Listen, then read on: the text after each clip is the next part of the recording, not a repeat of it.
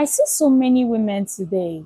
I mean, beautiful, intelligent, and capable women who are literally pouring out everything they have into a man.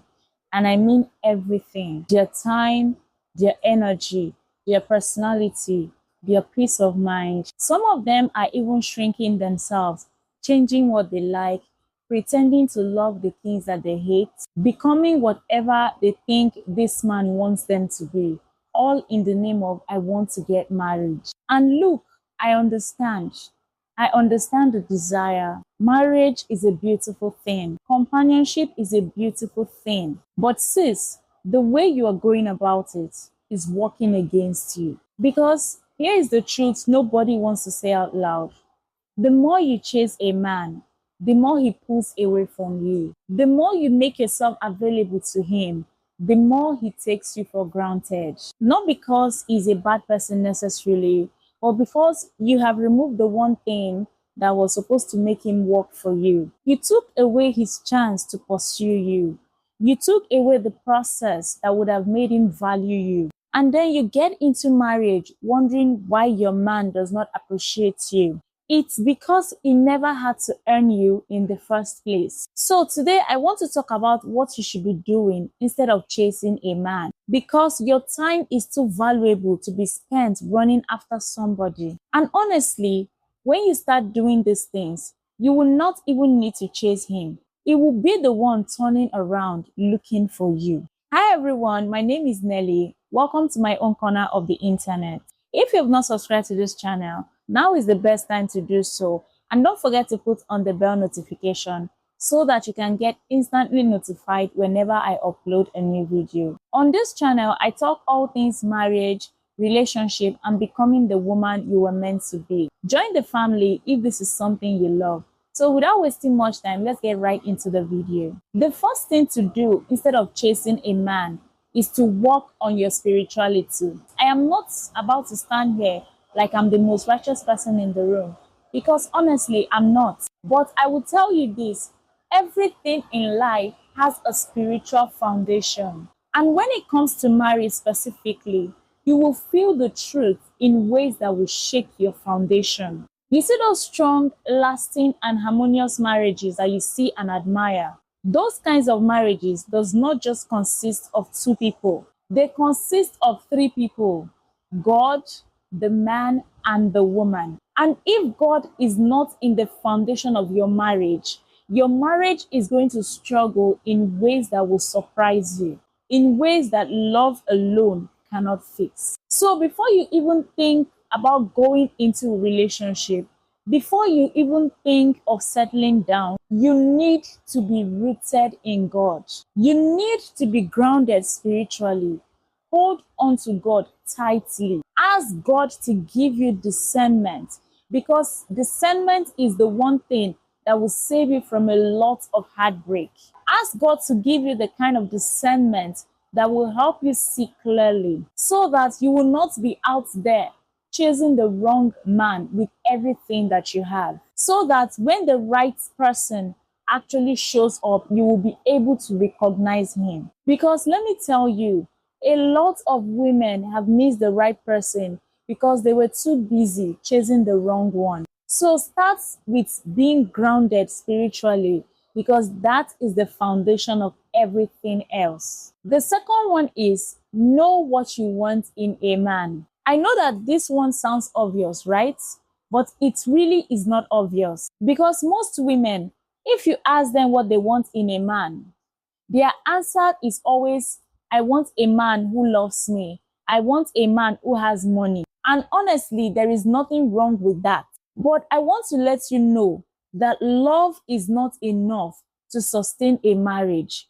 Being financially stable is not enough to sustain a marriage. Love is just the starting point. It is just the baseline. Marriage needs so much more than love to actually work. You need character. You need commitment.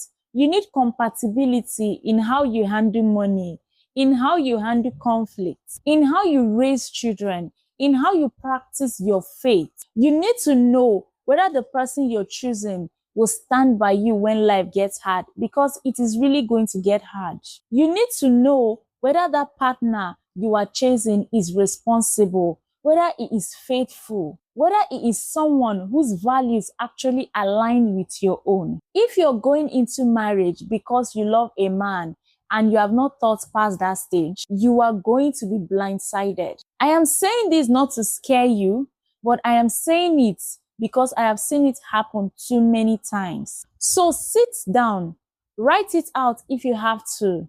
What do you actually want in a husband? Not just the things that feel good to say or the things that you think people want to see, but the real things that you want in a husband. Is having a God-fearing man important to you? Is getting married to a faithful man important to you? Is being financially responsible important to you?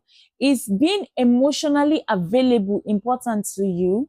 Define what you want in a man clearly. And this is the part that people skip. Those things that you want in a man, start becoming them yourself, because you cannot attract what you are not. So the standard you set for him, hold yourself to it too. The third one is focus on yourself. This is something that hurts me a little bit to even bring up, because I see it so much. I see women spending all of their single years waiting to get married before they start living, waiting to get married before they start working on themselves. You hear them saying things like, when I get married, I'll go back to school. When I get married, I'll start that business. When I get married, I'll focus on my health. And then they get married and suddenly there is a husband, maybe kids, so many responsibilities. And that version of themselves they kept promising to become will never arrive. Your single years is not the time for you to be waiting. It is the best time to build yourself. It is the one season of your life where you can invest in you without the weight of another person's needs pulling on your time and your energy. Use it wisely. Invest in your skills. Invest in your education. Invest in your physical, your mental, and your emotional health. Learn something new. Travel somewhere and explore the world if you have the resources to do so. Build that business idea you've been sitting on. Chase that dream you keep talking about but never actually starts. And you know, one thing I have noticed is that men do not apologize for this. A man will focus on his career, his money, his goals, his vision, and he will not feel the slightest guilt about it for 1 second. He will protect that, and honestly, I respect the men for that. And women need to learn to do that too. Because here is the thing, a woman who brings value to a relationship is a woman that a man values. Not because you're performing or trying to impress him, but because you know who you truly are. You know what you have built. And you see that kind of woman, she has a different energy, and that energy is magnetic. That kind of energy does not chase, it only attracts. The fourth one is start attracting a man. Stop chasing and start attracting. Stop being available all the time.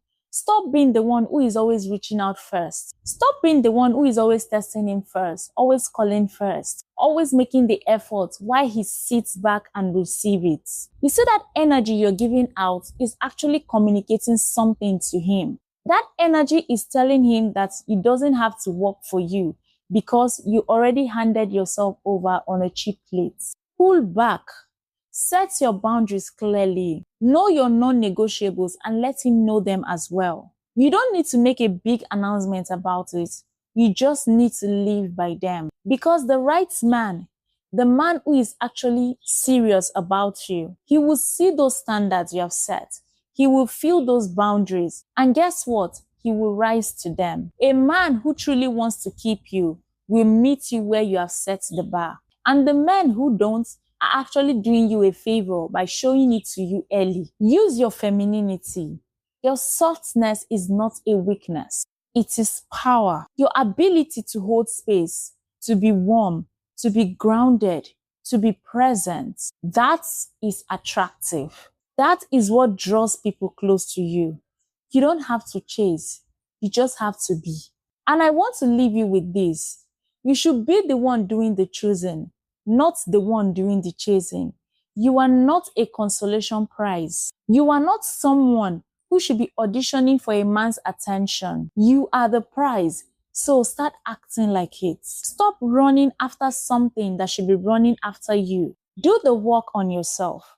Get rooted.